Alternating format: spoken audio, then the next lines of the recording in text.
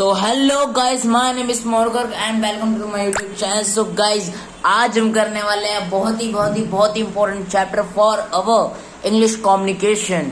अगर आप कहीं भी जाते हो, कहीं भी आपको बोलना पड़ता है मैं ये नहीं कर सकता, आई कांट डू दैट, ये तो दूसरी लैंग्वेज में हो जाता है, कैन की लैंग्वेज है। लेकिन आज हम करेंगे has and have to. Has और हैव टू का जो यूज होता है वो हमारी जनरल लैंग्वेज और इंग्लिश लैंग्वेज में बहुत ज़्यादा यूज होता है। जैसे कि मुझे वो काम करना पड़ता है, मुझे वहाँ जाना पड़ता है। पहले गाइस हम ज़्यादा देर नहीं करेंगे, स्टार्ट करते हैं हमारे चैप्टर को, has to and have to को। जो हमारा हैज टू और हैव टू है गाइस, उसका जो मेन मीनिंग होता है वो है पड़ता, यानी कि कुछ काम हमें कंपल्शन होता है कि हाँ हमें करना ही है। कोई भी हमें मना नहीं कर, अगर हम मना करेंगे जब भी हमें करना ही है, क्योंकि दिस इज एन कंपल्शन। और ये तो होता है कंपल्शन। और दूसरा इसका मतलब होता है जरूरत, नीड, क्योंकि ज्यादातर अगर यूज करोगे तो आप कंपल्शन में ही यूज करोगे, कंपल्शन के ही सेंस में यूज करोगे। वैसे नीड की तो बहुत कम जरूरत पड़ती है, अगर जरूरत पड़े तो has to and have to definitely वहां लगता है। राइट गाइज, अब बिना किसी देरी के करे हम स्टार्ट करेंगे। सबसे पहले हैज टू हैव टू आपने समझ लिया होता क्या है। ये वो नहीं है जैसे कि आप प्रेजेंट परफेक्ट में लगाते हैं, वो नहीं है गाइस। ये दूसरा हैज टू हैव टू है जो आप अपने इंग्लिश कम्युनिकेशन में यूज करते हैं for the compulsion and need.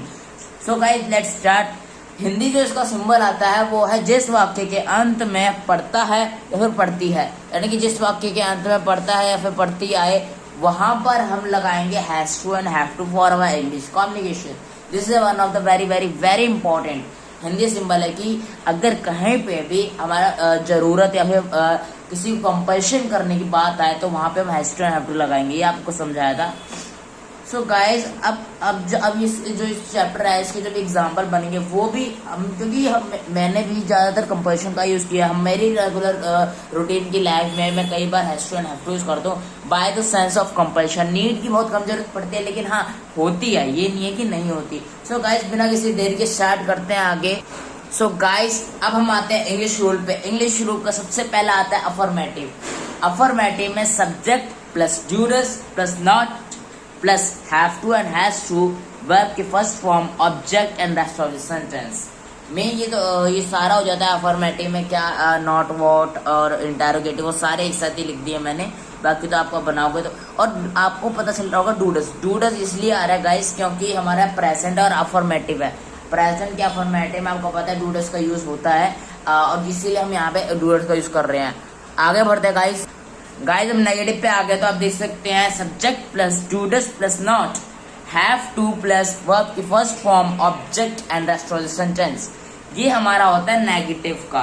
Right guys, अब गाइस हमारा जो नेक्स्ट आता है वो है इंटेरोगेटिव। अब आप देख सकते हैं on the screen, you can see on the screen, do does plus subject have to.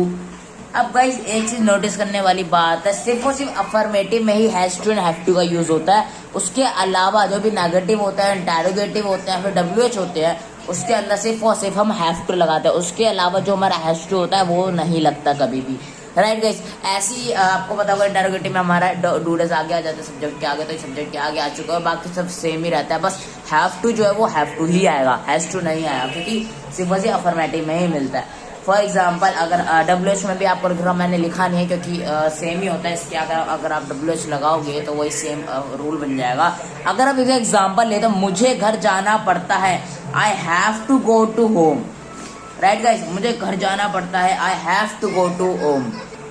अब गाइस, अब यहाँ पे देखिए, अभी सेंटेंस दिया क्या आपको खेलना है, इसके अंदर वो तो नहीं आ रहा कंपल्सरी, लेकिन हाँ आप पूछ रहे हो किसी से, हाँ क्या आपको खेलना है। Do you have to play, क्या आपको खेलना है। मुझे तुमसे मिलना है, मुझे तुमसे मिलना है, उसकी हो जाएगा do have, does have I meet to you. Right guys, to you. अब गाइस ये तो थी हमारी has to and have to. अब हम नेक्स्ट पे आते तो ये है हमारा had to. Had to is one of the very important chapter. Has to have to के बाद ये तो हमारे प्रेजेंट में यूज करते, क्या आपको पढ़ता है, पढ़ती है, पढ़ते हैं। अब आता है पढ़ता था या फिर पढ़ती थी, वही रहेगा कंपल्शन और नीड। बस इसके अंदर जो हमारे जो पास्ट है, क्योंकि हैड टू तो पास्ट में लगता है इसलिए हमारा पास्ट लिख जाएगा। यहाँ पे लिखा हुआ है पढ़ता था, पढ़ती थी, पढ़ते थे। अगर आप बिना किसी देरी के हम आगे बढ़ते हैं और इंग्लिश रूल पे आते हैं। इंग्लिश रूल में आप देख सकते हैं subject plus had to plus verb के first form plus object plus sentence. there is no any very difficult, this is a very easy point, you can easily understand that what is it. So guys, English rule में जो सबसे पहले affirmative आता है subject plus had to plus verb की first form plus object plus सब कुछ same रहता है, बस हाँ पहली बारी में हमारा हैज टू हैव टू दो था क्योंकि लेकिन यहाँ पर एक ही है हैड टू, तो हम एक ही यूज करेंगे, तो यहाँ पे लग जाएगा कोई कुछ भी बना रहा क्या तो मैं वहां जाना पड़ता था, तो सेम ही बनेगा उसका गाइस, राइट गाइस। आगे चलते हैं। अब गाइस नेगेटिव पे आते हैं, यहाँ पे देख सकते हैं subject plus did plus not plus have to plus verb की first form plus object plus sentence. Guys अब एक चीज नोटिस करने वाली बात है, इसके अंदर लिखा हुआ है डिड, राइट गाइस। और डिड का मतलब आप सभी को पता है क्या होता है, कहाँ पे लगता है, सबसे पहले आपको पता होगा अब पास्ट इंडेफिनिट में हमारे डिड का यूज होता है, इसीलिए पास्ट में जो चीज पहले यूज होती है इंडेफिनिट में वही आगे लगती है। जैसे कि हमारा हैज और हैव टू था, उसके अंदर भी हमारा डूडस लगा क्योंकि वो अफर्मेटिव में आता है, ऐसे डिड हमारा अफर्मेटिव में आता है, राइट गाइस। अब हम ये हो गया हमारा नेगेटिव। अगर हम डिड इंटरोगेटिव पे जाते हैं तो हमारा देख सकते हैं आप did plus subject plus have to plus verb की first form plus object plus rest of the sentence, यही हमारा होगा इंटरोगेटिव। बस डिड आगे आ जाएगा और बाकी सारा सेम रहेगा। ऐसी WH में होगा सारा इंटरोगेटिव का सेम रहेगा, बस हमारा जो WH है वो आगे आ जाएगा, फ्रंट पे आ जाएगा। फॉर एग्जाम्पल अगर आपको एग्जाम्पल लेते हैं, उसे घर जाना था, उसे घर जाना पड़ा, उसे घर जाना पड़ता था।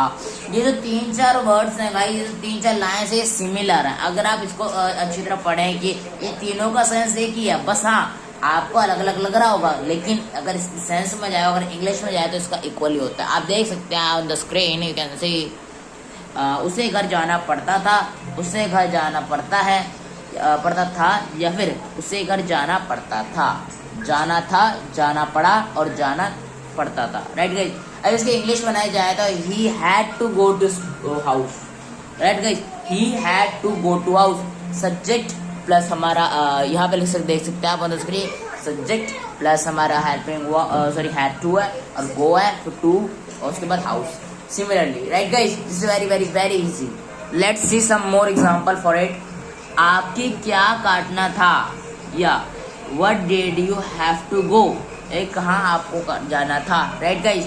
अब हम आगे चलते हैं तो हमें ये दे रखा है, हमें रहमान से बात करनी थी, सही करनी पड़ी, राइट गाइस। हमें रहमान से बात करनी पड़ी, तो जो इसकी इंग्लिश बनेगी ऑन द स्क्रीन आपको दिख रहा होगा, we had to talk to Rahman, यानी कि हमें उससे पढ़ना था, राइट गाइस, पढ़ता था, राइट गाइस। अब आगे चलते हैं, लास्ट और फाइनल बचा हमारा विल हैव टू में से एकदम सेम रहेगा, मुझे ज्यादा बताने की तो जरूरत नहीं है क्योंकि आपने पहले सेम लग लिया। जहां जहां पे हमारा हैज टू हैव टू या फिर हैड टू आया है वहां पर हमारा विल हैव टू लग जाएगा और सिमिलरली बन जाएगा। हमें अकेले जाना पड़ता था, पड़ेगा, रहना पड़ेगा, गा। अब यहाँ पे देख सकते हैं आप एग्जाम्पल दिया हुआ है, हमें अकेले रहना पड़ेगा, we will have to stay alone, हमें अकेला रहना पड़ेगा, राइट गाइस। ये तो था एक एग्जांपल। अब आगे चलते हैं। सो गाइस ये तो था हमारा पूरा का पूरा हमारे कंपोजिशन और उसकी जो जगह पे सारी चीजें यूज होती है, ये है हमारा पूरा chapter. If you like this video just like, subscribe and share to your group and school groups and your relative, right guys. Bye bye guys, made in next video.